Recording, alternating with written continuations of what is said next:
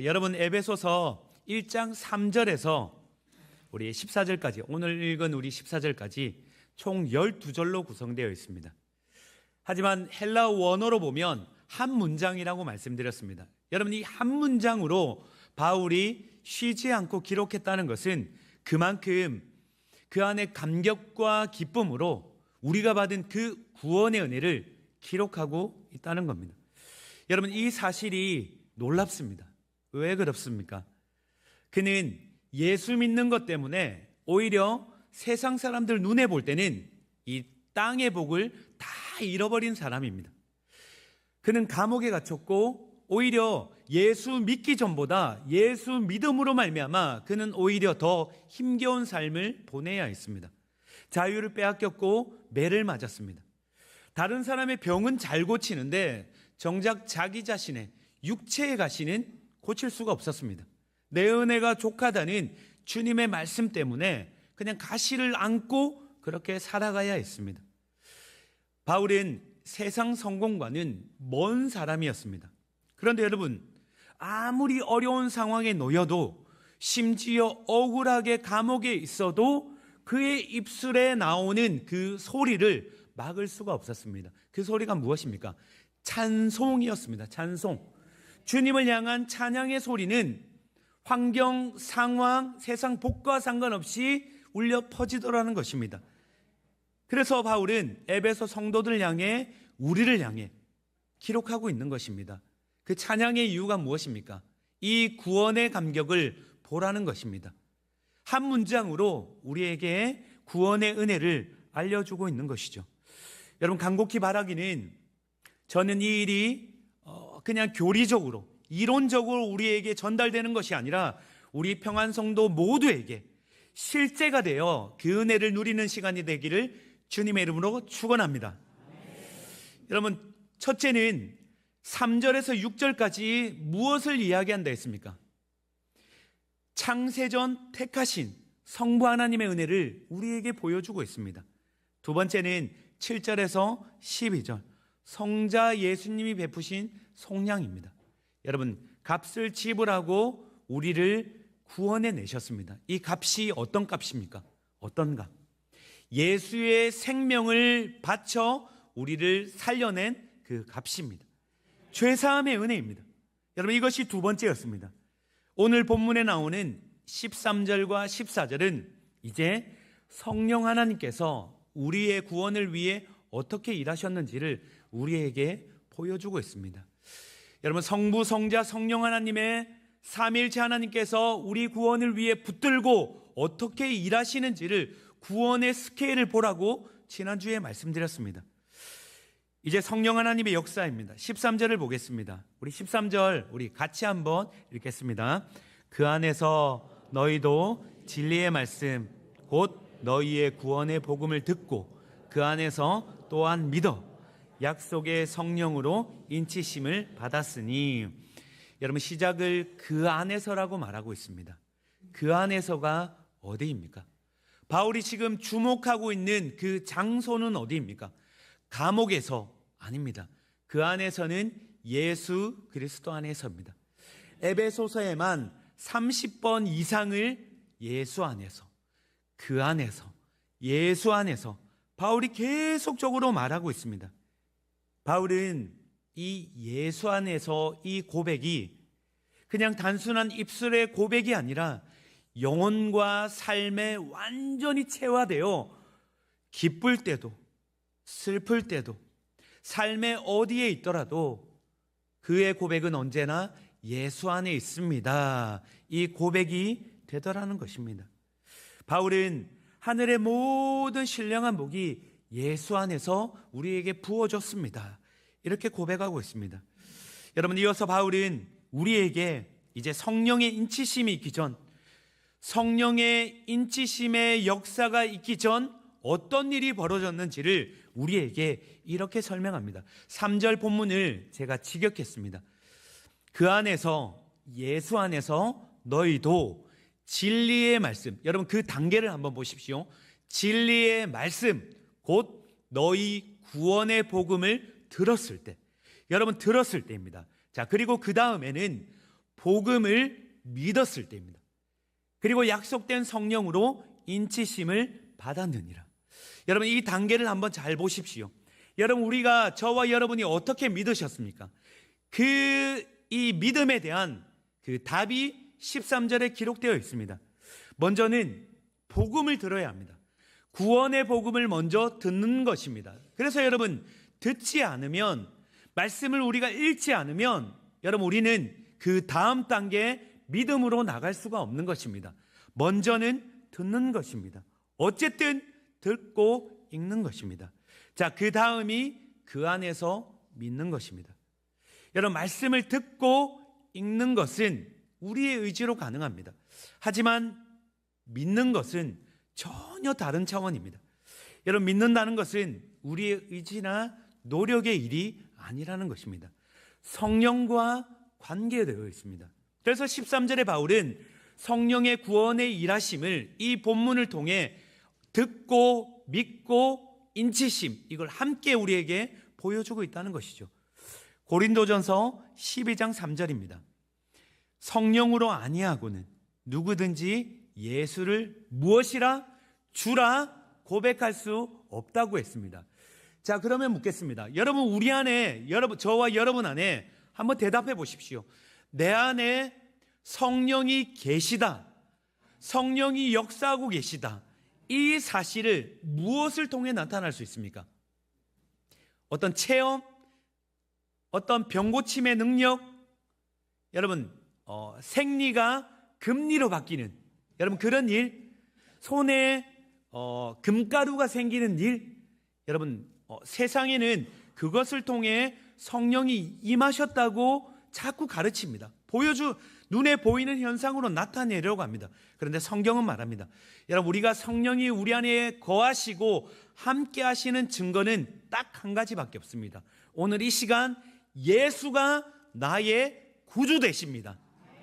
여러분, 이것이 성령이 우리 안에 거하신다는 확증입니다. 여러분, 입술과 그리고 마음을 열어 예수를 주라 고백하는 건 여러분 쉽게 말하지만 이거 우리 힘으로 하는 건 아닙니다. 여러분, 우리가 예수님이 나의 구주 되십니다, 이것 우리 힘으로 하는 것 아니라는 겁니다. 성령님이 하셔야 가능합니다. 믿게 해주셔야 되는 일이라는 것이죠. 그래서 여러분, 먼저는 예수에 관한, 예수의 복음에 대한 것을 우리가 먼저 듣는 것입니다.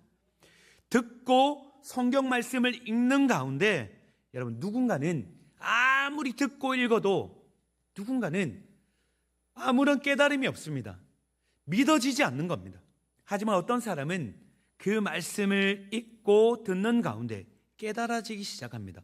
마음이 열리고 감동이 되고 은혜를 경험하고, 아, 우리 하나님 아버지가 살아계시구나, 예수가 나의 구원자구나, 나의 구주 되시구나가 이게 믿어진다는 것입니다. 그리고 여러분, 그 말씀 앞에 이제 내 존재적 실체가 보이기 시작합니다. 보여지지 않던 그냥 여러 사람 비교해 볼 때 착한 것 같은데, 착한 사람 같은데, 세상 죄 안 짓고 착한 것 같은데 그렇게 고백했던 사람이 성령의 역사하심과 말씀이 조명되니 딱 내 실체가 보입니다. 그때 어떤 고백이 나옵니까? 존재적 죄인이구나, 내가 존재적 죄인이구나, 이 실체가 보이니 견딜 수가 없는 것입니다. 그러니 소망 없는 내 인생 가운데 이대로는 살 수 없습니다. 통곡하며 부르짖는 가운데 성령이 부어진 바 되니 누가 믿어지기 시작합니까? 예수의 십자가 은혜가, 예수의 부활하심이, 그분이 나의 구원자 되심이 믿어지기 시작하더라는 것입니다. 그러니 여러분, 우리가 억지로 이 자리에 있는 것 아닙니다. 성령이 부어진 바 되어 마음의 조명하심을 통해 성령의 역사를 통해 영안을 열어주시고 깨닫게 하신 일이라는 것입니다. 13절이 그렇게 우리에게 증거하고 있습니다. 그러니 성령께서 하시는 중요한 일이 있습니다. 말씀을 듣고 읽을 때 진리의 말씀을 깨닫게 하시고 진리의 영이신 성령께서 우리에게 알려주십니다. 여러분, 말씀을 듣는 가운데 우리가 이 자리에 있다는 사실은 한 가지 확증하는 게 있습니다. 이 자리에 우리가 있고 예수를 주라 고백하는 이 사실은 어느 날, 언제인지는 모르겠습니다. 각자가 어느 날 다 다른 그 상황 가운데서 말씀을 듣고 읽게 되었습니다. 누군가로부터 전도되었든 누군가로부터 들었든 그 말씀이 들렸고, 그리고 성령의 역사를 통해 믿어졌고, 그리고 인쳐졌다는 것입니다. 그로 말미암아 우리가 예수를 주라 고백하며 이 자리에 있는 것입니다. 그래서 바울이 에베소 성도를 위해 기도하는 이유도 여기 있습니다. 우리가 다음에 살펴보겠지만 바울이 이런 기도를 올려드립니다. 하나님 아버지, 지혜와 계시의 영을 부어주시고 마음의 눈을 밝혀주십시오. 여러분, 성령을 부어주시고 마음의 눈을 열어달라고 기도하고 있습니다. 이 한마디의 기도가 너무나 강력하다는 것입니다. 성도 여러분, 가족 중에 아마 믿지 않는 가족들이 있을 겁니다. 100마디 말이 아니라 여러분, 바울의 이 기도를 붙들고 기도하시기 바랍니다. 지혜와 계시의 영을 부어주시고 마음의 눈을 밝혀 주시옵소서. 그래서 부르심의 소망이 무엇인지, 우리가 받은 기업이 무엇인지를 깨닫게 도와 주시옵소서. 이렇게 기도하시기 바랍니다. 성령께서 역사하셔야 됩니다. 주님의 때에 그 기도 가운데 반드시 역사하실 줄 믿습니다. 여러분, 예수를 믿었다면 그 순간 우리에게 놀라운 일이 벌어집니다. 여러분, 이것은 그냥 우리가 체험으로 때론 누군가는 체험을 통해 경험할 수도 있습니다. 때로는 경험되지 않을 수도 있습니다. 그럼에도 불구하고 모두 다 공통적으로 경험하는 한 가지 사건이 있습니다. 13절 하반절입니다. 우리 13절 하반절 우리 같이 한번 읽겠습니다. 너희의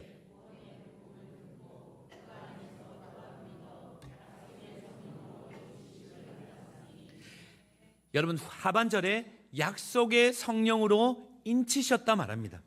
성령으로 인치셨는데 여러분, 믿는 순간 인쳐주신다. 여러분, 이 인치심은, 인쳤다는 말은 도장을 찍었다는 말입니다. 여기에는 크게 세 가지 의미가 있습니다. 첫 번째는 소유에 대한 의미입니다. 여러분, 노예나 가축, 이 가축이 이제 몸에 내 것이다, 주인이 무엇을 찍습니까? 불도장을 찍습니다.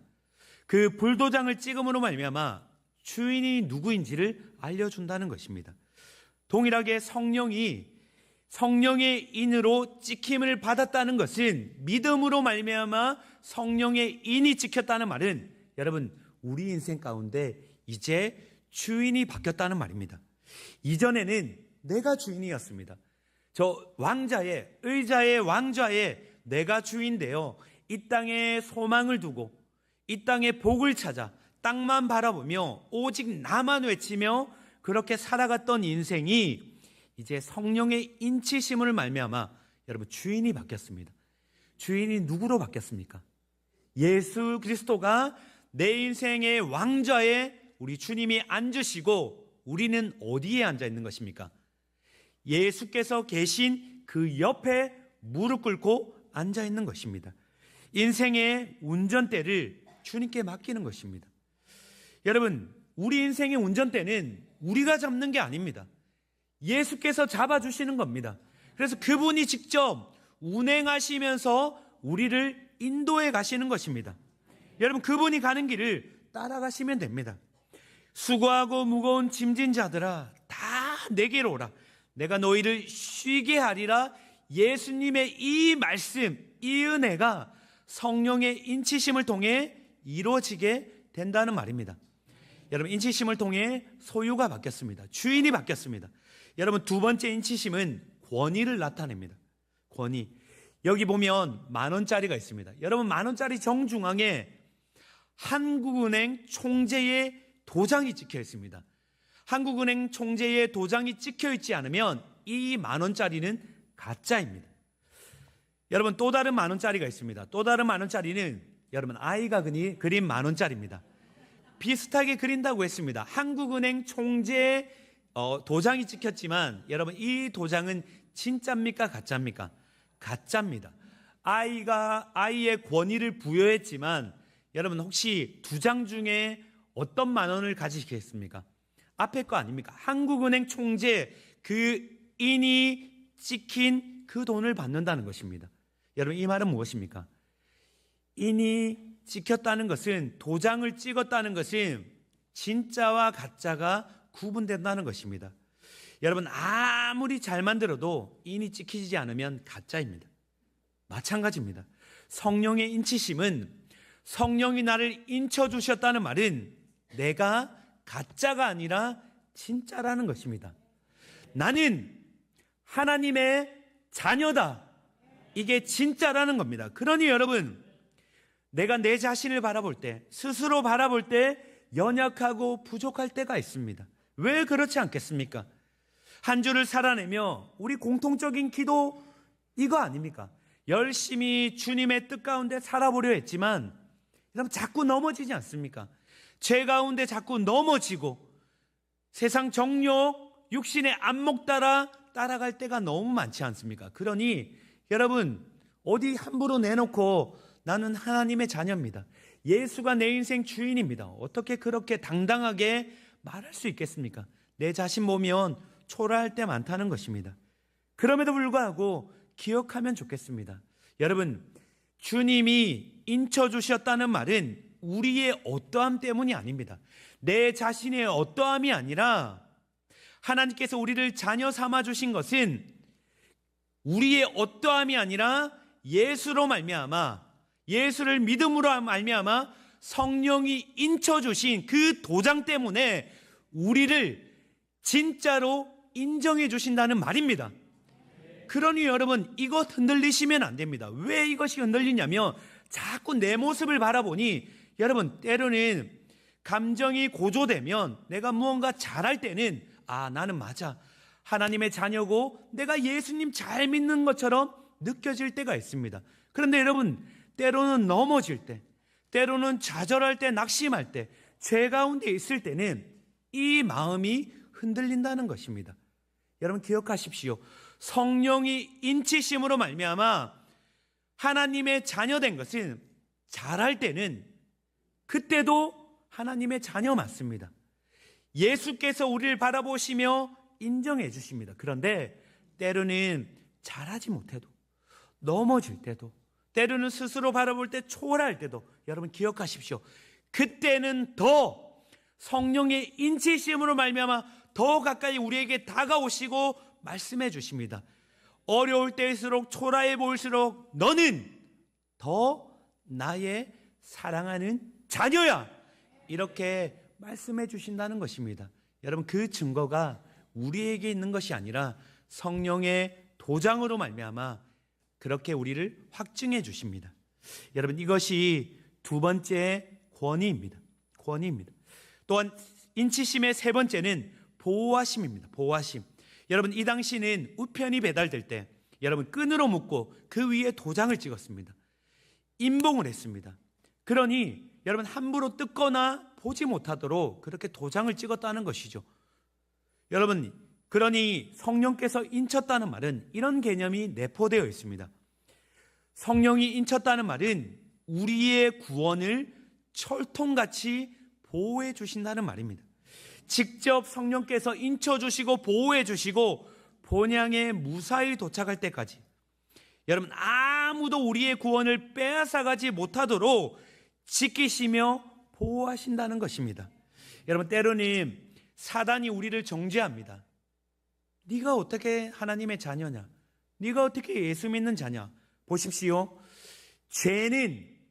사단은 이 죄를 가지고 끊임없이 우리에게 정죄의 화살을 날립니다. 정죄의 화살을 날리며 우리를 꽁꽁 올가맵니다.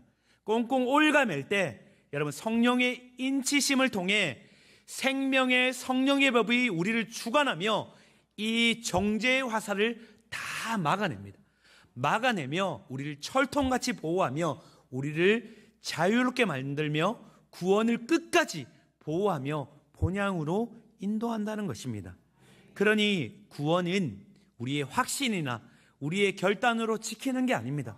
성령이 보호해 주십니다. 그러니 여러분, 이 말이 무슨 말입니까?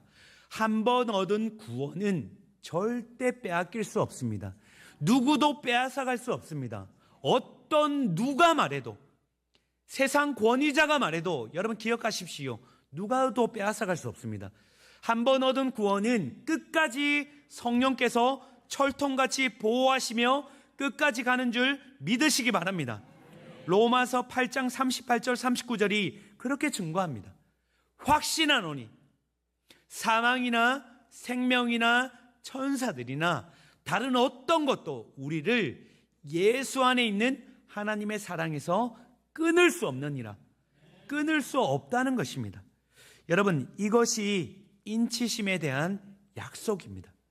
성도 여러분, 우리 각 사람을 위해 성부, 성자, 성령 하나님께서 연합하여 지금 이 시간에도 계속적으로 우리의 구원을 위해 일하고 계십니다. 우리의 눈에 보이지 않아도 지금 이 시간에도 계속적으로 일하고 계십니다.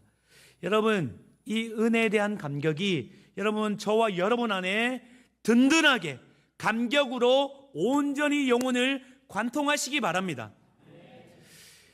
오해하지 마시기 바랍니다. 이 말씀을 조금 더 쉽게 들어드리기 위해 한 가지 예화를 드리겠습니다. 절대 오해하시면 안 됩니다. 저는 로또를 사지도 않고 앞으로도 사지도 않을 겁니다. 절대 사지도 않고 산 적도 없습니다. 그런데 여러분, 만약에 제가 로또를 구입했습니다. 로또를 구입해서 이제 로또 추첨일 날 이렇게 맞춰보는데 놀랍게도 로또가 당첨이 됐습니다. 그것도 1등으로 당첨됐습니다. 몇 분이 아멘 하시는데 너무 고맙습니다. 고맙습니다. 딱 사서 제가 이제 그 1등 로또를 들고 주머니에 딱 꽂아 놓습니다. 딱 꽂고 이제 여러분, 어떤 일이 벌어지겠습니까? 제 인생 가운데 어떤 일이 벌어지겠습니까? 어디를 가도 누가 저를 향해 돌을 던져도 여러분, 어디를 보면 됩니까? 제 가슴팍에 이 로또 든든하게 이렇게 가슴에 손을 넣고 로또 1등, 이렇게 로또 1등.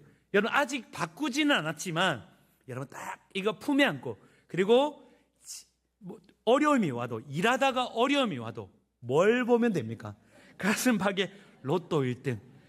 여러분, 로또 1등만 당첨돼도 여러분, 그렇지 않겠습니까? 우리가 아직 당첨이 안 돼봐서 잘 모르지만 여러분, 1등만 당첨되면 여러분, 그렇게 살아가지 않겠습니까? 이 땅의 복만 누려도, 물질의 복만 누려도 여러분, 그것이 뭐라고, 이 땅에 있다 사라지는 그것만 붙잡아도 뒷배가 든든하니 뭘 해도 든든합니다. 욕을 먹어도 든든하고, 뭐 돈이 있는데 굶어도 든든합니다. 뭐 내게 수십억이 있는데. 그런데 여러분, 기억하십시오. 우리의 구원은, 삼위한 일체 하나님이 우리에게 주신 이 구원은 로또 1등과는 비교할 수 없다는 것입니다.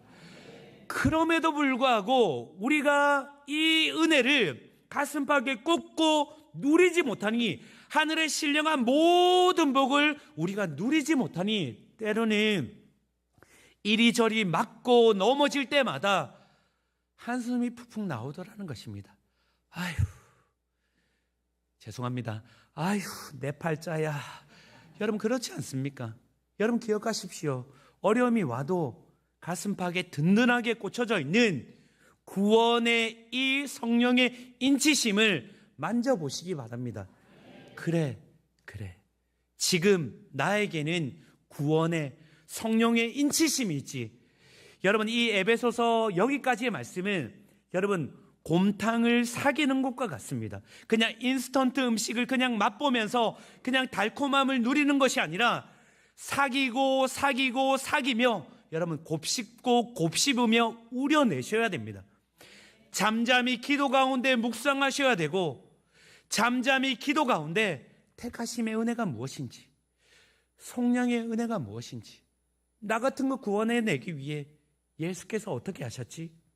창세전에 나에게 어떤 일이 있었지? 성령의 인치심이 무엇이지? 오늘 이 시간에도 나의 구원을 위해 어떤 일이 벌어지고 있지? 묵상하며 끌어내셔야 됩니다.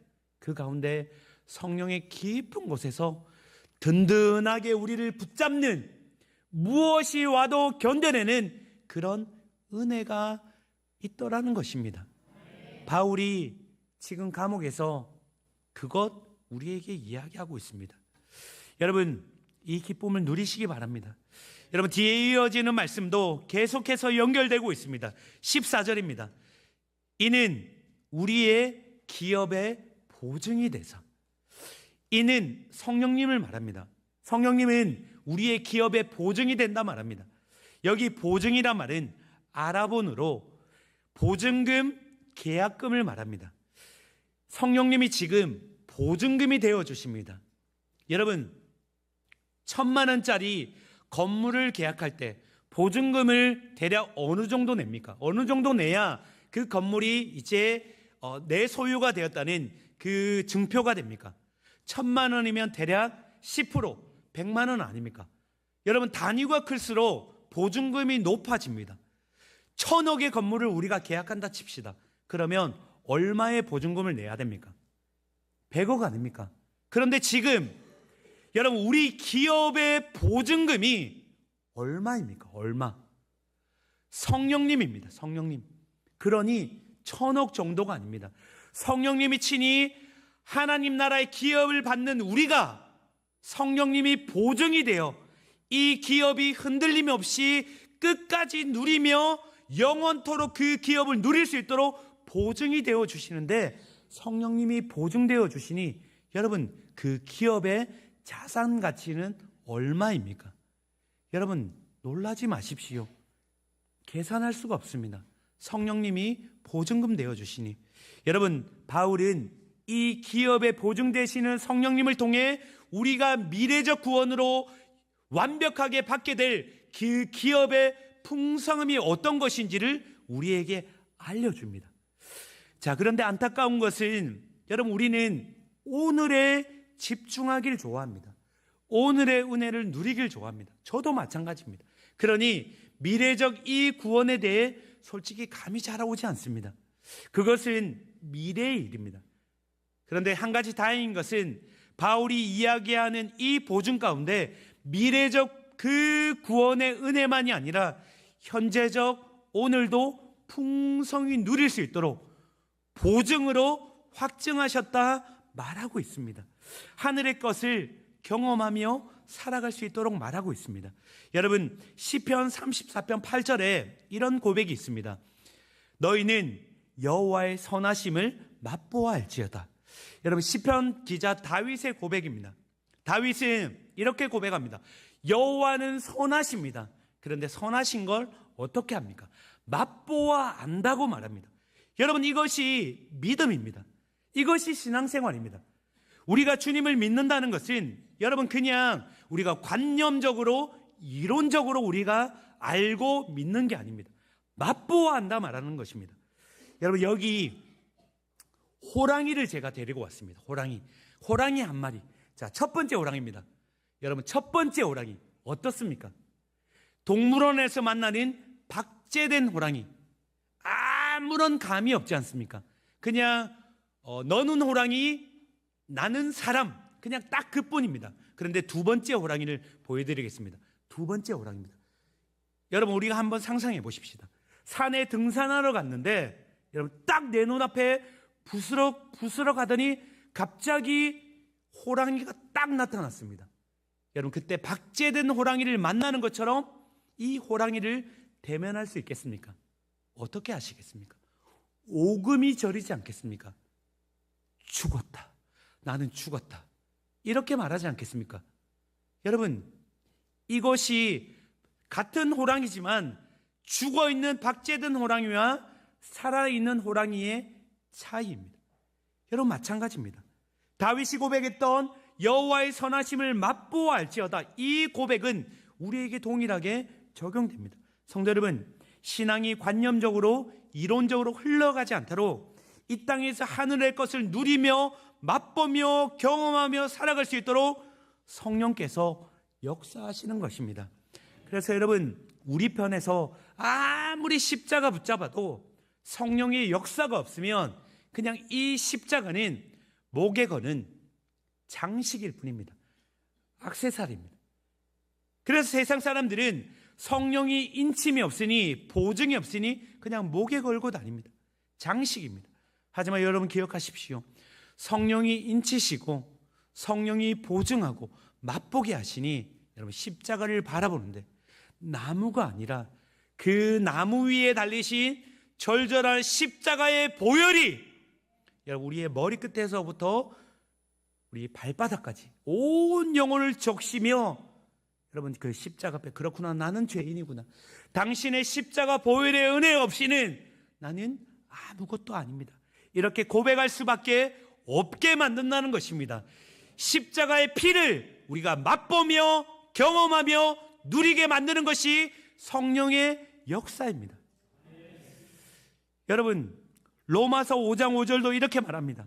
로마서 5장 5절, 성령으로 말미암아 하나님의 사랑이 우리의 마음에 부은 바되이니, 여러분 하나님의 사랑이 마음에 부었다 말합니다.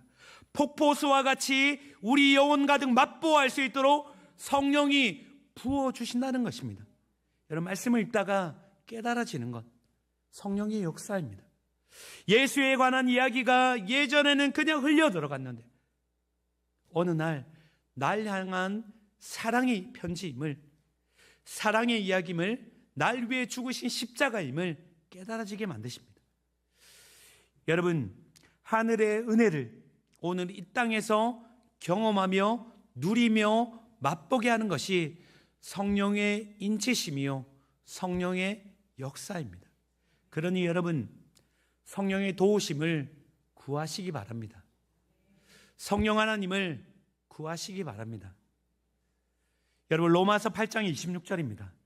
이와 같이 성령도 우리의 연약함을 도우시나니 우리는 마땅히 기도할 바를 알지 못하나 오직 성령이 말할 수 없는 탄식으로 우리를 위하여 친히 간구하시느니라. 여러분 성령님께서 우리의 연약함을 아신다 말씀하십니다. 돕기를 원하시고 도와주십니다. 여러분 말할 수 없는 탄식으로 우리를 위해 친히 간구하신다 말씀하십니다. 여러분 이 땅을 살아가며 위기가 무엇인 줄 아십니까? 위기는 환경이 나빠서 상황이 어려워서가 아닙니다. 형편이 어려워서가 아닙니다. 여러분 환경 바라봐라. 너의 위기는 상황이 어렵기 때문이다. 너의 위기는 형편이 어렵기 때문이다. 여러분 사단의 노림수입니다. 여러분 속지 마시기 바랍니다. 여러분 진짜 위기는 하늘의 신령한 모든 복을 여러분 넉넉히 우리에게 다 부어주셨음에도 여러분 진짜 위기는 그 신령한 복을 우리가 잊고 살아갈 때가 위기인 것입니다. 여러분 우리의 구원을 붙드시고 우리의 보증 되시는 성령님을 의지하며 나아가십시다. 성령님께서 이 땅 가운데서 맛보며 누리며 살아가게 하실 줄 믿습니다. 여러분 우리가 가야 할 곳 십자가 밑에 나갔을 때 여러분 기억하십시오. 십자가 날마다 십자가 앞에 나아갔을 때 그 자리에 머무는 가운데 성령님이 역사하시고 그 가운데 성부 하나님의 일하심을 깨닫게 해주실 것입니다. 성자 예수님께서 속량하신 그 은혜를 깨닫게 하실 것입니다. 성령님이 역사하실 것입니다. 이제는 우리 주 예수 그리스도의 은혜와 하나님의 무한하신 사랑과 성령의 교통교제 충만하심이 구원의 감격과 기쁨을 누리며 하늘의 모든 신령한 복을 받은 자로 그렇게 믿음으로 살아가길 소원하는 이 자리에 있는 모든 이들의 머리 위에 이제로부터 영원토록 함께 있을지어다.